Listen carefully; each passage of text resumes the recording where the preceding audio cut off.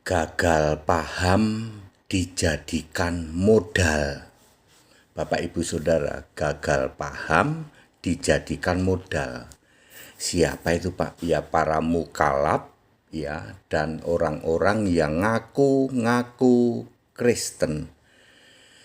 Ya, mukalaf dulu deh ya, mukalaf ya. Jadi yang membuat istilah mukalaf itu saya ya. Sayalah yang membuat istilah mukalaf ya. Gagal paham dijadikan modal. Mukalaf itu modalnya gagal paham. Coba ya perhatikan ya. Dia mengutip-ngutip ayat, misalnya Yohanes 5 ayat 30, Yohanes 8 ayat 28 dan 29. Ya, aku tidak bisa melakukan apa-apa selain menuruti kehendak Dia yang mengutus aku. Aku melakukan segala sesuatu itu seperti apa yang disuruh atau yang diperintahkan kepadaku. Jadi Yesus itu tidak bisa apa-apa. Ya, aku tidak sendiri, tapi ada yang menemaniku lah, begitulah ya. Yaitu gagal paham. Ayat itu benar. Yohanes 5 ayat 30, Yohanes 8 ayat 28, 29. Ayat itu benar. Terus gagal pahamnya di mana, Pak? Gagal pahamnya yang kayak begitu sudah tidak ada. Itu sudah berlalu. Itu terjadi pada tahun 30 Masehi. Sekarang 2024, Yesus sudah naik ke surga tahun 33 Masehi. Kok kamu masih bicara Yesus tidak bisa berbuat apa-apa? Ya, aku tidak ditinggal sendirian, tapi ada Bapa yang mendampingiku.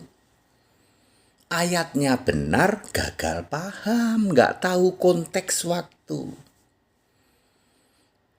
Contoh lain, Matius 26 ayat 39 atau Lukas 6 ayat 12. Semalam-malaman Yesus berdoa kepada Allah, sujud kepada Allah. Jadi Yesus itu bukan Tuhan. Tuhan kok sujud kepada Allah? Ayat itu benar. Matius 26 ayat 39, Lukas 6 ayat 12. Ayat itu benar. Yesus doa kepada Bapa, kepada Allah. Yang menjadi masalah adalah kamu gagal paham. Seperti itu terjadi sudah berlalu. Itu tahun 30 sampai 33 Masehi. Setelah Yesus naik ke surga ya Yesus nggak lagi doa kepada Bapa. Gagal pahamnya di situ ya.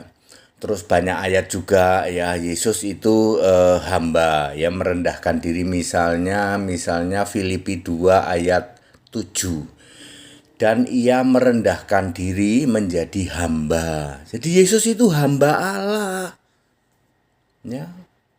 Ayat itu benar nggak? Ayatnya benar, tetapi gagal paham. Gagal pahamnya di mana, Pak? Hal itu sudah berlalu.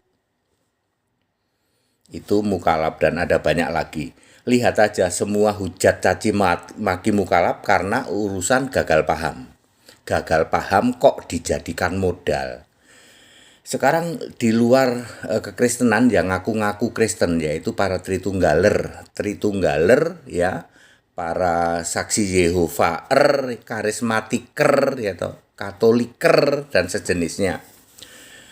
Mereka juga gagal paham. Misalnya adalah Yohanes 10:30, aku dan Bapa adalah satu. Itu juga gagal paham ya. Berarti Yesus itu Bapa. Bapa itu kiasan Yesus. Ayat itu benar, tapi kamu gagal memahami. Contoh lain adalah Yohanes 14 ayat 6.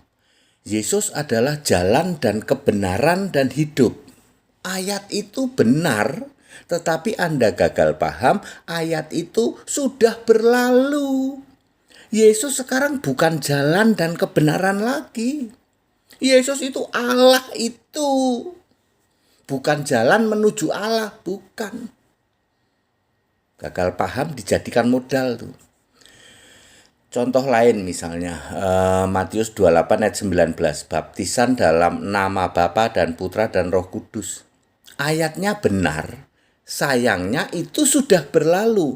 Baptisan dalam Bapa, Anak, dan Roh Kudus hanya berlaku ketika Yesus masih di bumi daratan, termasuk ketika Yesus bangkit. Ketika Yesus sudah naik ke surga, maka baptisan dalam nama Yesus Kristus. Itu dia yang kalian gagal paham. Baptisan Bapa dan Anak dan Roh Kudus hanya berlaku ketika Yesus masih ada di bumi daratan. Ketika Yesus sudah naik ditutupin awan, baptisan dalam nama Yesus Kristus kan? Kisah 2:38, kisah 10:48. Ya, contoh lain ya, contoh lain. Matius 27 ayat 64 misalnya ya. 2664 apa 2764 ya. Ntar dulu ya. 2664 sepertinya ya. Anak manusia akan duduk di sebelah kanan yang maha kuasa. Ayatnya benar. Masalahnya kamu gagal paham ya. Anak manusia itu Yesus fisik akan duduk di sebelah kanan yang maha kuasa. Artinya dia berubah menjadi yang maha kuasa, menjadi Allah itu. Wahyu 1 ayat 8, aku yang maha kuasa. Kamu gak paham lalu kamu pikir Yesus sekarang duduk berdua di surga. Malah dirubah menjadi bersama si Bapa. Salahmu di situ. Very, very clear.